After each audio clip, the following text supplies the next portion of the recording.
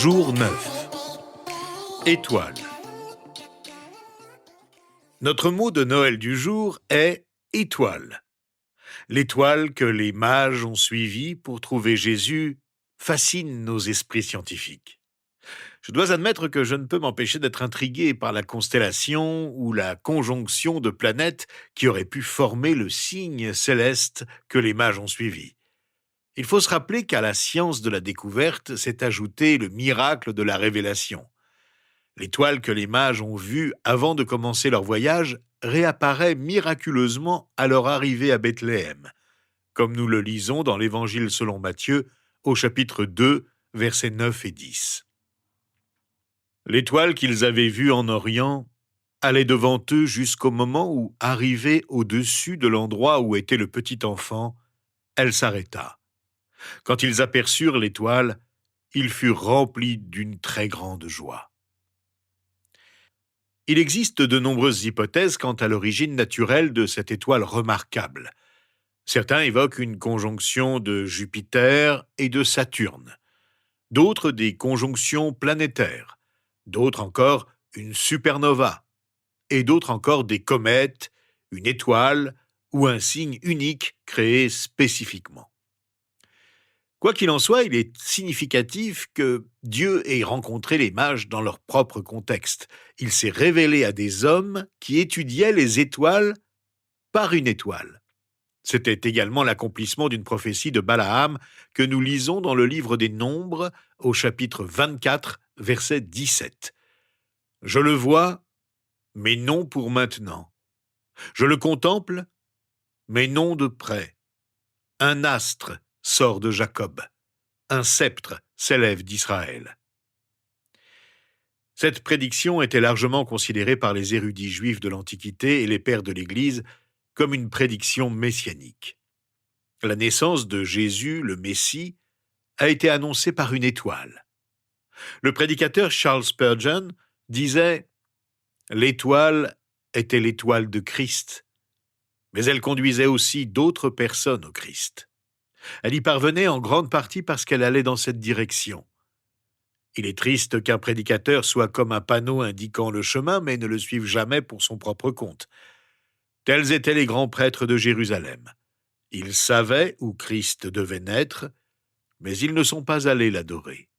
Ils étaient totalement indifférents à lui et à sa naissance. L'étoile a non seulement montré aux mages le chemin vers Jésus, mais elle a également fait prendre conscience à Hérode et aux grands prêtres que le Messie était venu, un roi bien plus grand qu'Hérode. Cette révélation a entraîné la réalisation de nombreuses prophéties de l'Ancien Testament. L'étoile a continué de guider les mages en réapparaissant. On peut supposer qu'elle était apparue quelques mois auparavant, les guidant dans la bonne direction, jusqu'à ce qu'ils arrivent à Jérusalem pour recueillir davantage d'informations. Puis, l'étoile est réapparue pour les guider spécifiquement vers Bethléem. Il s'agissait d'un phénomène manifestement surnaturel. Dieu a permis à ces mages d'accomplir ce qu'ils étaient incapables de faire par leurs propres moyens. Ni boussole, ni GPS ne les auraient conduits là. Même le roi Hérode était perplexe quant à la localisation du roi des Juifs. Alors que nous suivons le Maître, Dieu nous guide, nous rend capables et nous équipe par sa puissance, tout comme il l'a fait pour ses mages, même si une aide extraordinaire n'est pas à espérer lorsque les moyens ordinaires sont disponibles. Avec quelle grâce Dieu a guidé ces mages à travers la réapparition de l'étoile qu'ils avaient précédemment vue et suivie à l'Orient, les conduisant directement vers l'enfant Jésus. Quelle joie les mages ont-ils ressenti sous la conduite de Dieu! Les signes de sa faveur et de sa présence ne peuvent que nous remplir nous-mêmes de joie et de paix.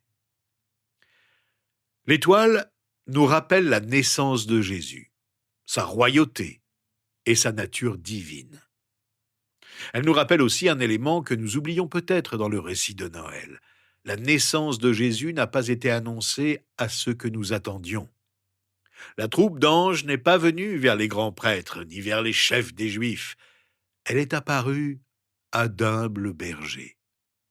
De même, l'étoile n'est pas apparue aux érudits et aux représentants de la religion juive de Jérusalem. Elle a plutôt été montrée aux mages non juifs, des étrangers qui auraient été méprisés par les juifs pieux, les considérant comme des païens. L'étoile nous rappelle que l'Évangile n'est pas réservé aux religieux.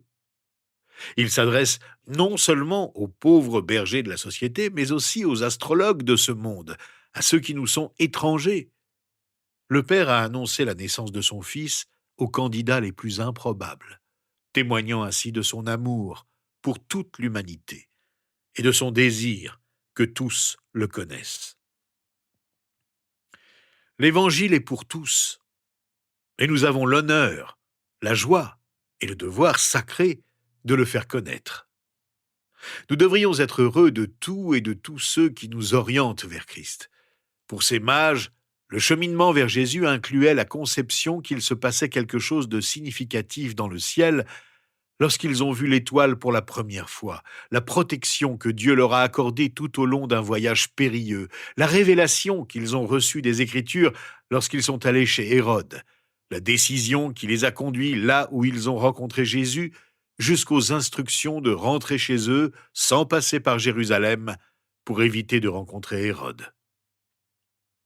Quel privilège d'avoir été ainsi averti par Dieu pour se rendre si confiant vers ce petit enfant qui n'était autre que le roi des Juifs, le Fils de Dieu.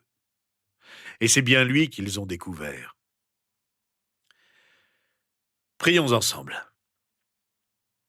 Seigneur notre Dieu et notre Père, tu as choisi de te révéler à ceux qui ignoraient tout de toi, mais qui te cherchaient d'une manière unique. Un astre dans le ciel les a guidés vers le roi des Juifs. Cela reste un mystère pour nous, mais nous te remercions d'avoir mené les mages jusqu'à Jésus-Christ, le roi des Juifs, ce titre qu'il a suivi jusqu'à la croix, Jésus, le roi des Juifs. Merci Seigneur de nous avoir permis de trouver Jésus, notre roi crucifié, mais qui règne avec toi dans les cieux depuis sa résurrection. Père, merci pour les personnes et les circonstances que tu as utilisées dans nos vies pour nous conduire à la foi. Au nom de Jésus, nous te louons et te célébrons comme notre roi, toi, le roi des rois. Amen.